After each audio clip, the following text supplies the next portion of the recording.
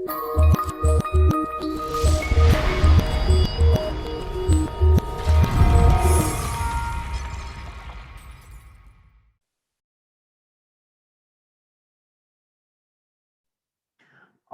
everyone, welcome to podcast number 29. I couldn't be more excited to be here today. We've got some very interesting topics lined up. And let me just share with you a screen of the questions that we'll be going through today. No doubt you all would have read about what has happened in the news. And together joining me today will be Bobby the Shepherd, Wan Tan, as well as Ming Yi. So, Guys, hi everyone. Hi. Hi, Wan Tan. Hi, Ming Yi. Clocking in. So, okay, before we get into Wall Street bets and GameStop, GMT, and all these stocks, I think it's very important to cover the basics.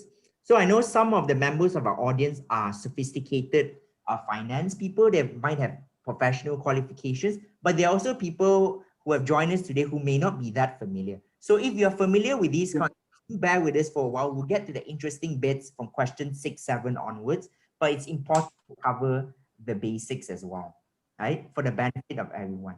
So let's start with the most basic question, right? I'll cover the first question. So what is short selling? Normally in a stock, you would buy low and then you hope the share price goes up. So you will buy here and then you want to sell here. But this is only the case if you think the share price is going to go up, the company is doing well. But there's also a reverse situation. And you want to sell first before you buy because you think that the company is going down. So your first action is actually to sell, you buy back at a lower price. And the reason it is called short selling is because you are selling something that you don't own. And therefore you are short of the stock. And therefore it's called short selling. So that covers question number 1. Wan Tan and Bobby, do you have anything to add? If not, we'll move on to the next question. yeah, just to add on this, when you do a short selling, basically you don't own that thing, but you need to sell the shares in the market. So what you do normally is that you borrow from any shareholders that they own the share. Okay, so the borrowing is there. You borrow a shares, then you short it, you sell it into the market.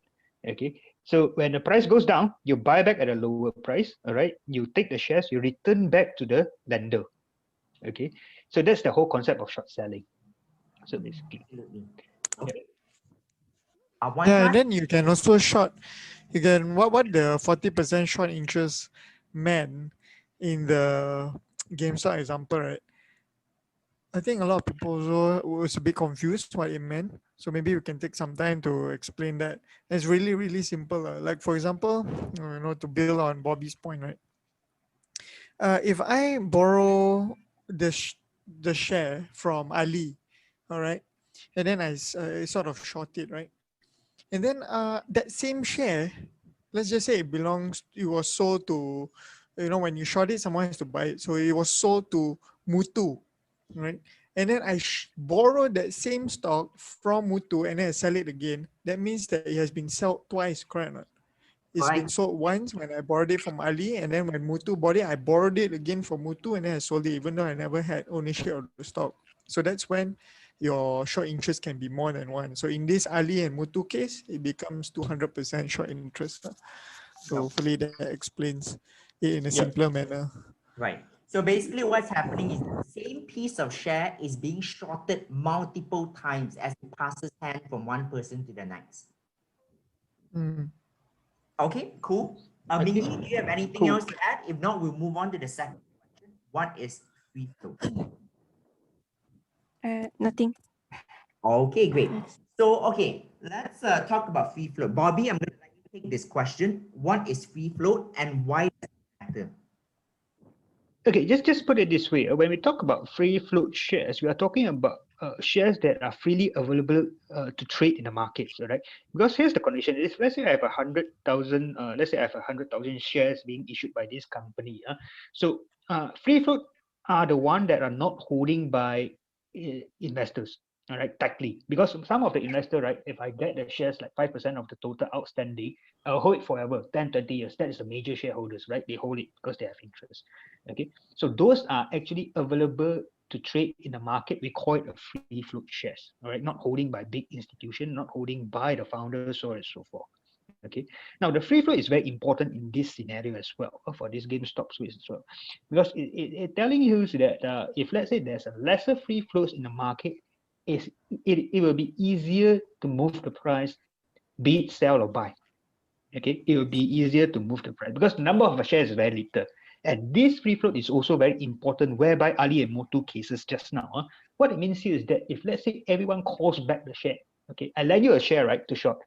Okay, so now I want back my shares because now the share price goes up. I want to sell it in the market. So I call back my shares from you as a borrower. So where's the shares now?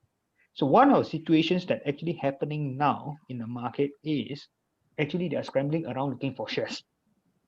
Okay, so this is the concept of why we bring it. We want you guys to also understand what does it mean by free float shares. Okay. Great stuff. Great summary. Wantan, do you have anything else to add, Mingy? That was the best explanation I've ever heard. I agree.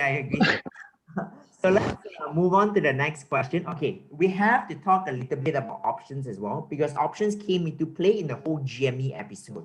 So Wantan, I'm going to let you take this question. What are options and why does it matter? Yeah, I think one time you want to focus more on core options, Sunny, because this the core options is the key. Okay, can do. Yeah, so what is an option? I mean, the textbook definition is the classic, right? Is the obligation. No, it's the option, but not to. It's a choice, but not the obligation to buy the current stock at a certain price. But it's actually what it's trying to say. It's in simple layman's term. It's a promise, right? It's a promise saying that okay,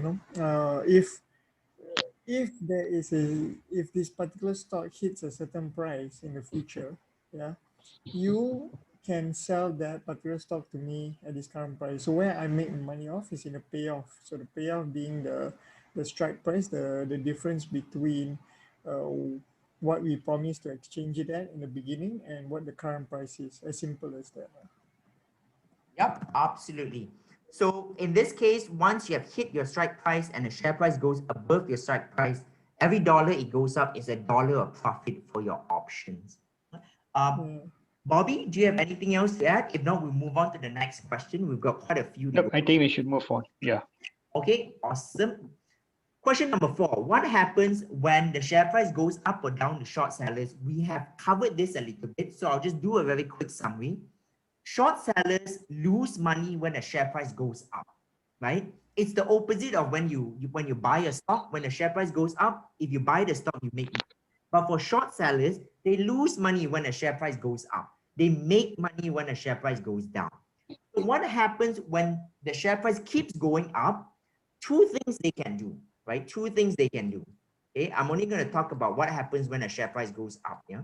So for short sellers, either they number 1, top up more money, okay, or buy the shares back. Okay, they buy the shares in order to stop their losses, because when they have the shares on hand, every dollar that they lose on a short position is a dollar that they gain on the share that they have bought. So therefore, their exposure is now neutral.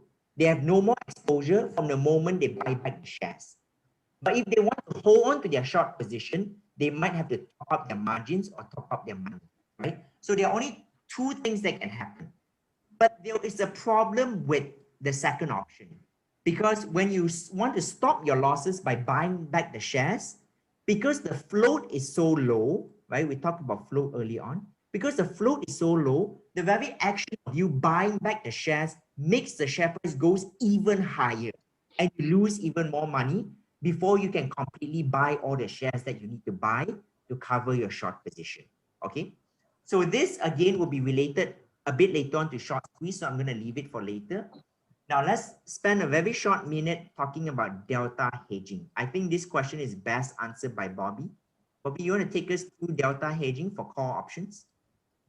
Yeah, sure. So when you have a call options, right? When we talk about delta hedging, basically, let's say, for example, I'm a banker. I sell you a call options to buy a call options. So I will lose money if the stock price goes up, correct? So basically, technically, I sell you an options. If the stock price goes up, I will be losing money. So in order, it's the same thing like a short seller. It's the same concept. If I were to cover my losses, what happens is that I need to buy the underlying shares itself to cover my losses as well. Okay, so when the stock price goes up, I own the shares, I gain money from that, I cover the losses on the options that I sell it to you guys. Okay, How many now shares do this I have? also, no, it depends on the contracts, how many shares. So basically, if let's say it's a one call options to a one shares underlying, what happens is that if let's say is out of the money, you have zero delta, that means I don't need to hedge the shares. Okay, if let's say it's in the money, it's delta one, meaning that I need to buy one share to cover a call options that are sold in the market. Okay, so these two concepts, just to I think to link it all together, 4, 5, and 6. So what happened is actually you have short squeeze and also a gamma squeeze. Okay, so short squeeze, I believe just now Big Car have explained a little bit. So what is gamma squeeze is basically talking about these options itself. Now, basically, when you buy a lot of options, let's say it's an out of the money options, the delta is 0. Okay, so if let's say the share price suddenly move up, it gives up. Okay, and it's in the money. So as a seller, I as a banker who sell you the options, I'm now worried because it's now in the money. I need to cover my losses now immediately. So I will be rushing into the market to buy the shares to cover all my losses as well. Okay, in the view that the stock price will keep going up higher and higher and higher. And this is what we call a gamma squeeze. Okay, it's a sudden jump. It's a change of the delta in a very fast manner. That's why you call it gamma squeeze. Okay, Okay. so if you have been studying options, delta and gamma. Gamma is actually talking about the changes of the delta itself. So 0 to 1 is a very fast changes. Okay. Yep, absolutely, absolutely. So what you are essentially saying is that delta lets the option sellers know how many shares they need to buy for every option they have sold. And when the delta changes rapidly from 0 to 1, meaning not having to buy any shares to hedge to having to buy one share for every option that they have sold, that creates the gamma squeeze, right? Yep. Okay, so in one fell we have covered delta hedging as well as gamma squeeze. Now is the Yeah, you also have to. I think you also have to bring into the important point that these are broker dealers or these dealers, these money, they call it the the market makers. They cannot just make a call, right? So you have to have always covered calls that can be sold. I think it's regulations, if I'm not mistaken. If it's not regulation, then it's just smart risk management. So you Yeah. cannot, you can. It's just risk management. Yeah, It's Yeah, just correct. risk management. yeah. Yeah. Yeah, no, I think no Because company will allow you to like just make a call, right? no, you can Yeah. sell a naked call if let's say it's out of the money. Okay. Yeah, because you're not expecting the delta to move usually. So why do I need to hedge my call options when it's out of the money? If you're a market maker, Yeah. your job is not to do that. No, Your my job is job.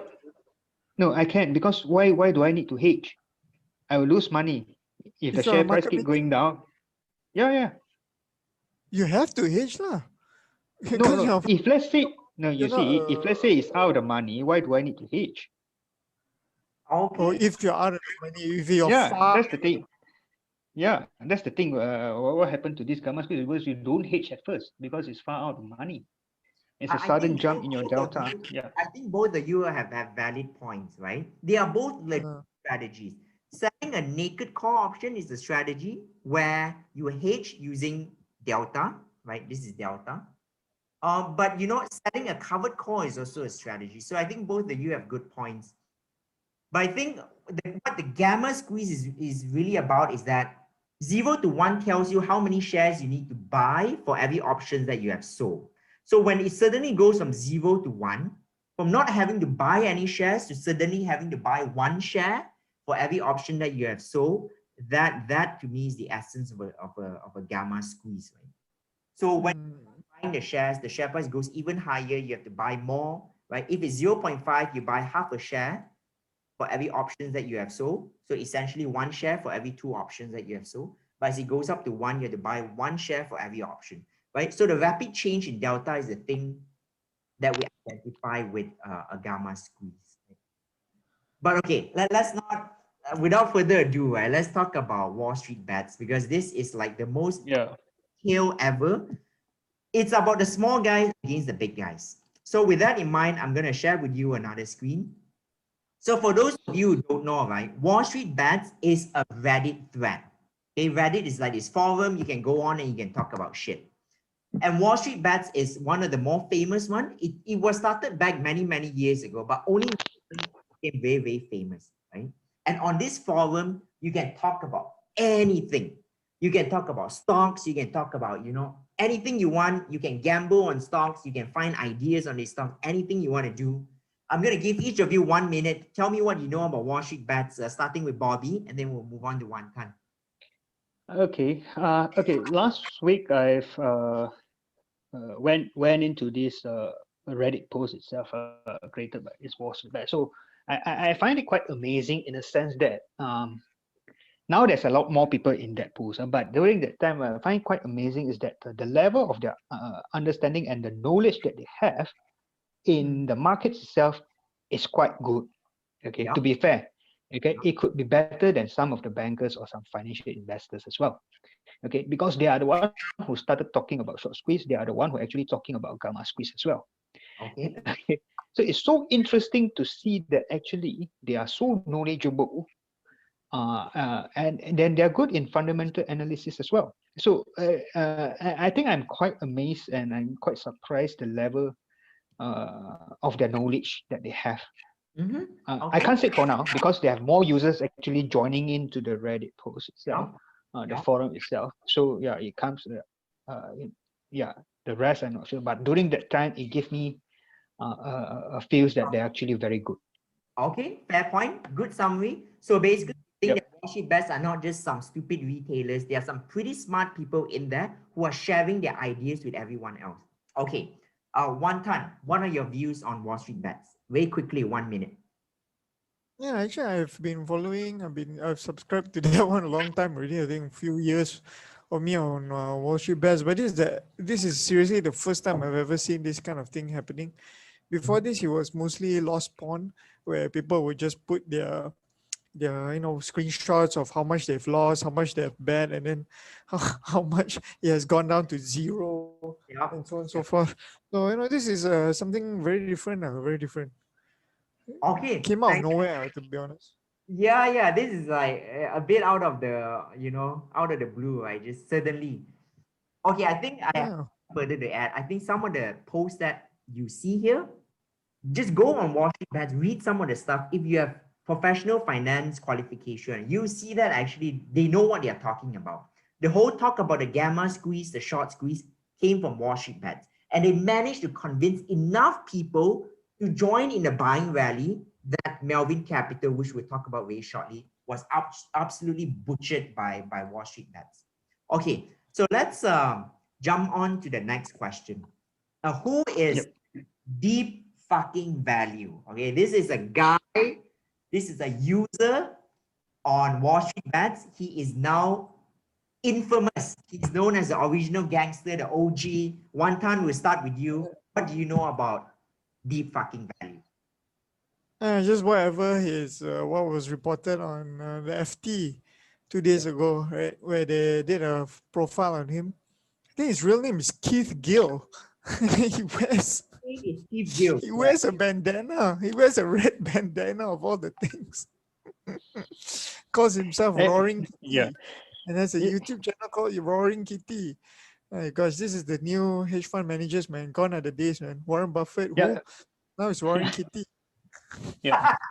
But to be honest, if I spent some time to go through his video that he posted since it came out. To be honest and to be fair to him, okay, he started off. You can see first few videos. He started off on how he's going to start in terms of investing. He talked about his analysis and his fundamental analysis as well. You will be surprised. He is actually quite good in terms of analysis as well, in terms of fundamental. If you go and see his video, talking about that, it's not like bullshits like Malaysia, retail investor who don't understand how the revenues come from, what are the strategies and all this. He knows his shit, all right?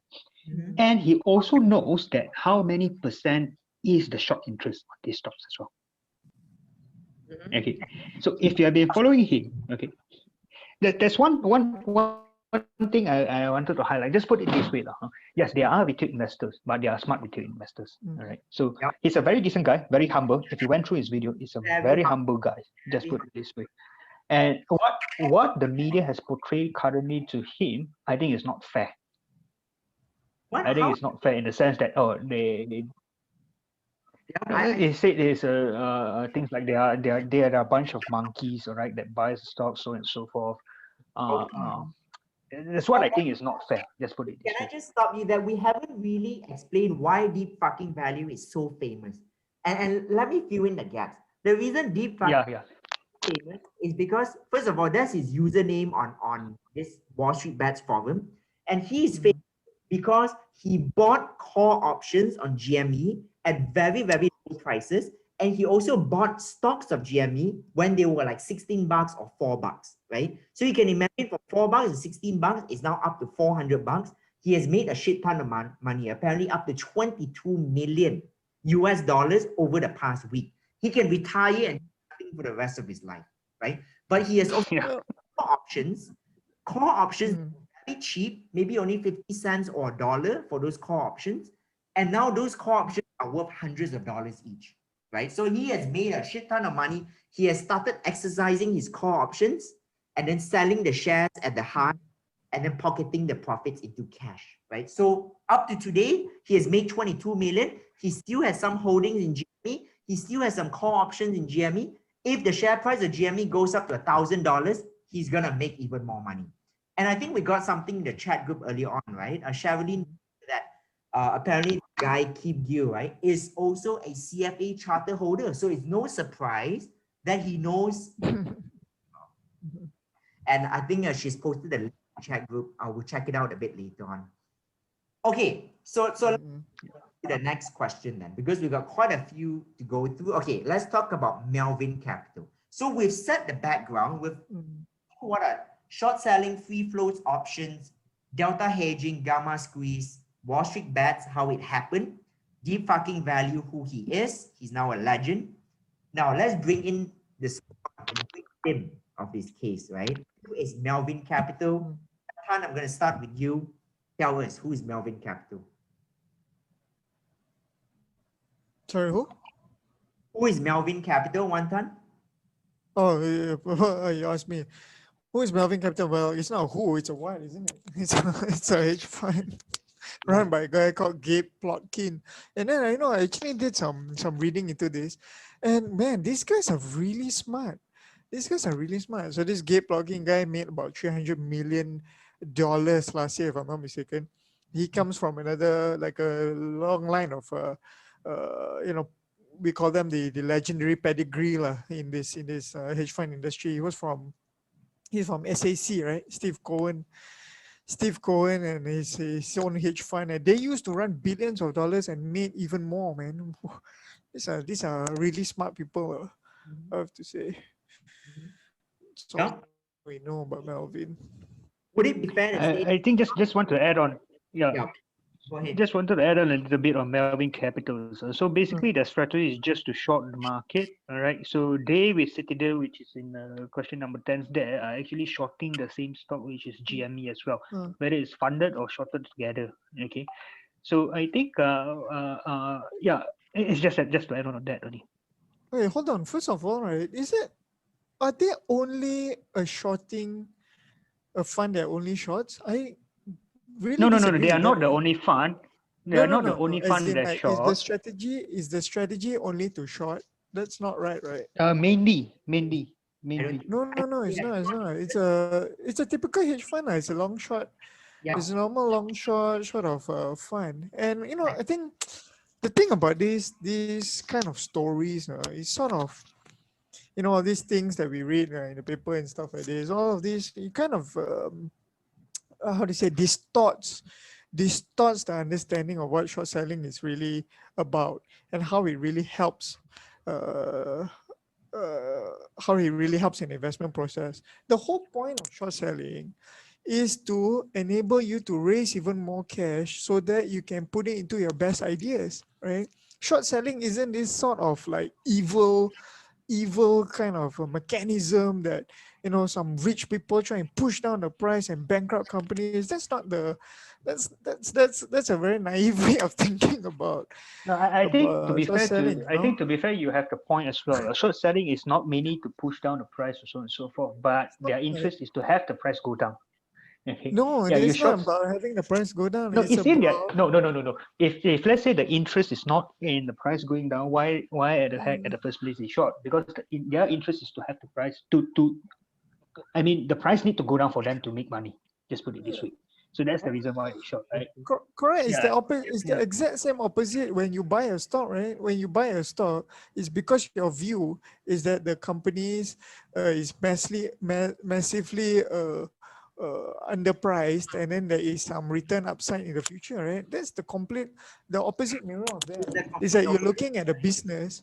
Yeah, you're looking at a business whose business model is already in a sunset industry. These guys are struggling and you probably won't survive in the next year. And you exercise your view in the form of shorting the stock. That's it. It's not about an evil corporation and a huge conspiracy out there trying to push down a company into bankruptcy. That's something that you watch in Wall Street or something like that. Like the I don't think it, Wall Street. I don't think anyone mentioned that, right? No, actually, there are people It's who the mention it, like, yeah. So Yeah. if I can add on, right, it's actually just supply and demand. If there are more sellers than Yeah. buyers in the market, the price is going to go down. If there are more buyers than sellers in the market, the price is going to go up. I think both of you have a point. First of all, it's not an evil strategy. It's just another investment strategy. But Yes. these hedge funds also gang up and they are cunning. And when they gang up to short a company by a huge amount, that means the selling interest is very high. No matter how much you buy, if you can't overcome the selling interest, the price can never go up, right? So in this way, they also drive down the share price of the company. And in many cases, it becomes a vicious downward spiral, right? The more short, the more the price goes down, the more money they make. So people start ganging up and shorting until the company literally, the share price goes down to $4. GME was at $4. At $4, their market cap was something like 200 billion. Okay, I don't remember the exact figure, but Million. This is just 250 million. but it was half of the company's net assets. So the price was pushed down by these short sellers to a point where it's worth less than what the company's assets are, right? So there was something wrong with that as well, right?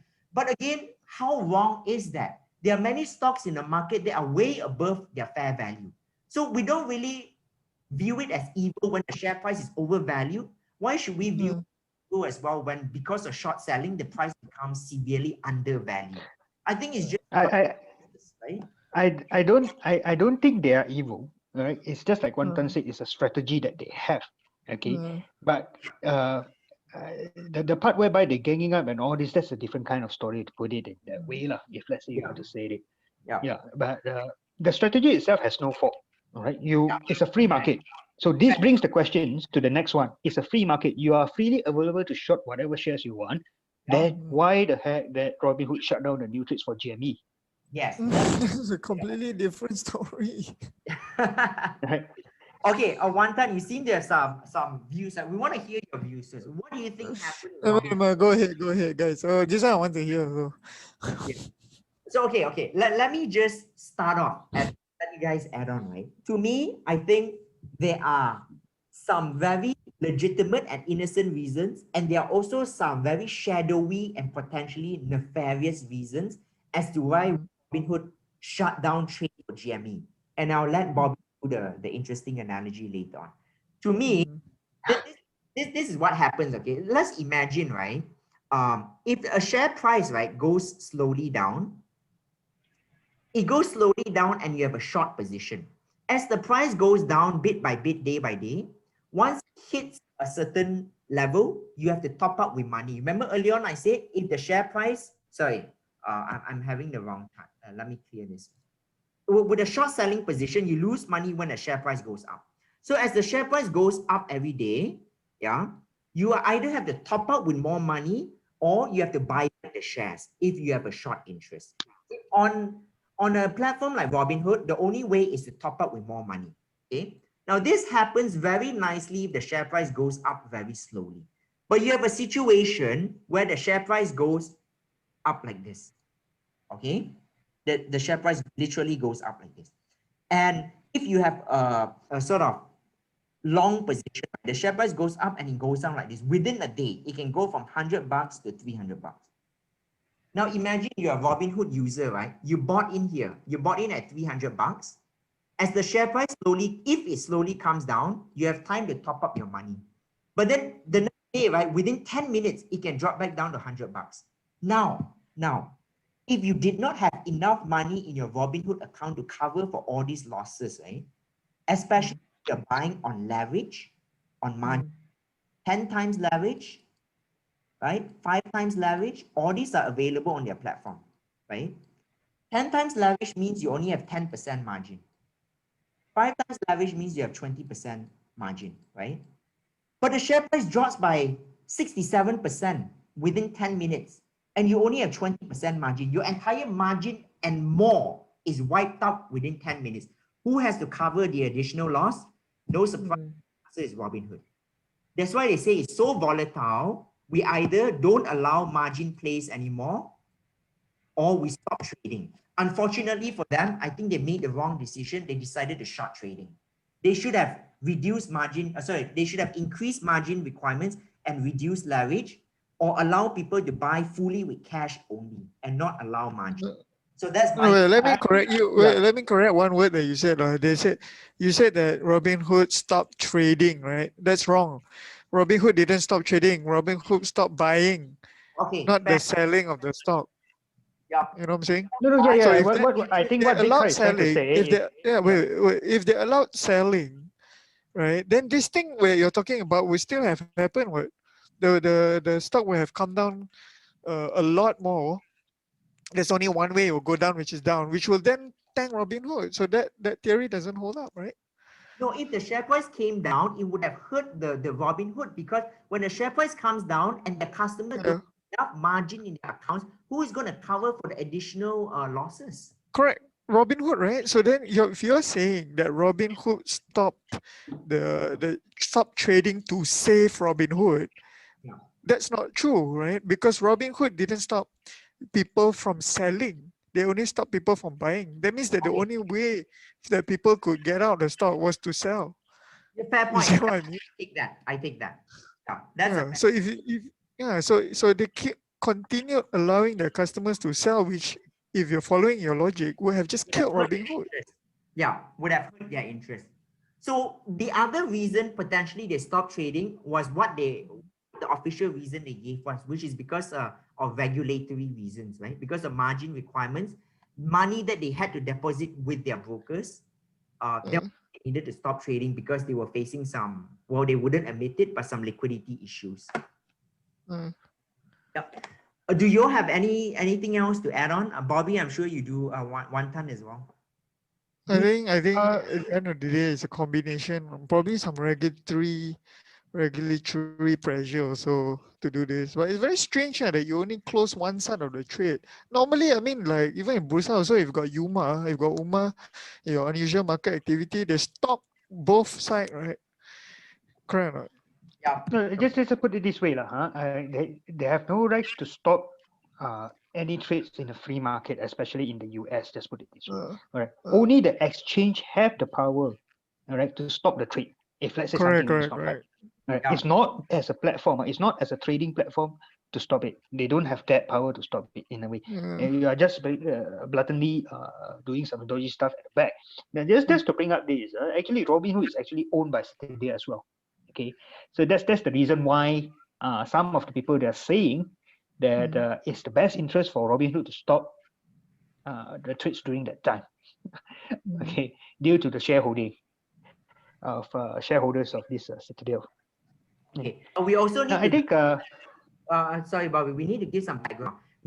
Citadel is also controversial because when Melvin Capital lost a huge amount of money on the selling position of GME, they went to Citadel for money, right? So Citadel lent money to Melvin Capital, and Citadel also, according to you, right, the shareholder of Robinhood.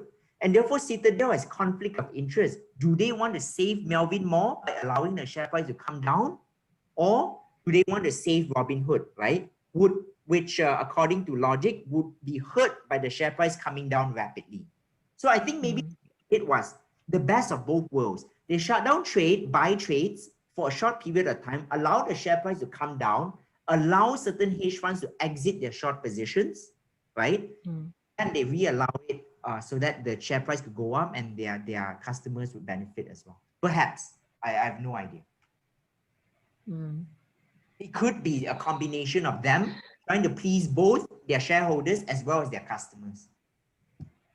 Just put it this way: this GameStop event is not about the share price going up anymore. It's about more on the free markets, and the markets in the US for in futures. So just put it this way: it's going to blow up, and there's many more issues going to surface out. By the way, I just wanted to highlight on this part as well. If you guys ever watched The Big Short, right? And you guys know Christian Bale, right? Right, and you guys would know who is Michael Burry. Yeah. Okay. So Michael Burry actually owns GME. Okay. So just put it this way, some long positions in the GME. Just put it this way. In one of the DeepFuckingValue's videos during August as well, all right, he also pointed out Scion Asset Management's point of view on GME as well. So just put it this way, on the news, on the papers and everything, is all about Reddits, okay? But you have someone who has been quietly at the back, actually making a lot of money as well. Yep. Yeah. We've got 1 minute left, so just very quickly on question 12, 13, and 14, right? So the situation now with GME is that when the whole drama started, the short interest was about 100% of the float. It's now still about 120%. Bobby, something to say about going from squeeze to squeeze very quickly, 20 seconds? Yeah, so basically, I think this one, yeah, so this 140% and 120%, what it means here is like that. If the squeeze has already happened, it doesn't mean the squeeze won't happen anymore, because you still have 120% of short interest currently. So put it this way: there's another squeeze that might happen again, and that is expected. It's not a black swan event, right? Because there's so much of short interest, so you're expecting, if let's say there's a short squeeze, that's the amount of price movement that is going to happen. Yep, short interest is still very high. The price could still shoot up. Would the same thing happen in Malaysia? No, because of short selling being very heavily regulated in Malaysia. So I think that's all we have to say for today. Yep. I don't think so. Don't be excited when someone in Malaysia saying that they're going to lead the army of Malaysians to buy top gloves and all this. That So is quite stupid. One is 140% short, one is 4%. Yeah. 2%. 2, 3. That was, we got regulated short